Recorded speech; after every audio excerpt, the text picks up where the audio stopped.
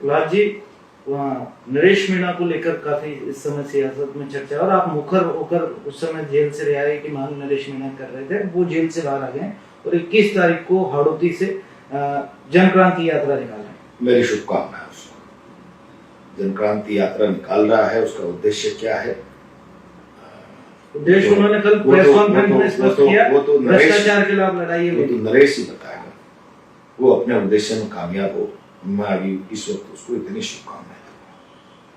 कल जब हम उनका इंटरव्यू कर रहे थे, वो कह रहे थे कि कोटा में चार जिलों में, हाड़ौती के 4 जिलों में 4 लोगों का राज है और उस राज को खत्म करने के लिए मैं सड़कों पर लड़ाई लड़ूंगा। जब मैं प्रहलाद जी के साथ लोकसभा चुनाव प्रचार कर रहा था तो बीजेपी ने मुझे भी खरीदने की कोशिश की थी और बीजेपी के मंत्री ने उन्हें बीजेपी ज्वाइन करने का न्योता दिया था।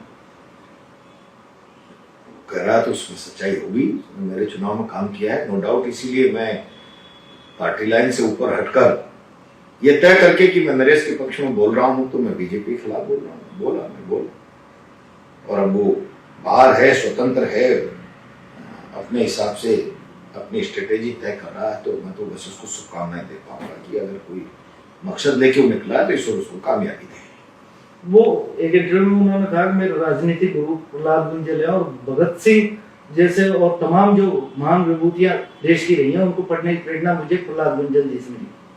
उसका बड़प्पन है, अगर ये सोचता है तो बड़प्पन ही कहूंगा। मैं इतना कोई सामर्थ्यवान आदमी हूं नहीं कि कोई मुझे अपना गुरु कहे, और अगर किसी को मेरी कोई बात अच्छी लगी और उससे इंस्पायर हुआ है और वो अपना भाव प्रकट कर रहा है तो मैं उसका बड़प्पन ही कहूंगा, मैं कह सकता हूं। कोई सलाह, क्योंकि जिस तरह के गुस्से में उन्होंने वो थप्पड़ कांड किया था, तो आगे की राजनीति में और आगे के भविष्य में उसके लिए कोई सुझाव? वो सलाह मैं आपके मीडिया पर नहीं दूंगा। कभी वो मेरे पास आएगा, बात करेगा, जो मुझे उचित उसके हित में होगा वो सलाह जरूर मैं उसको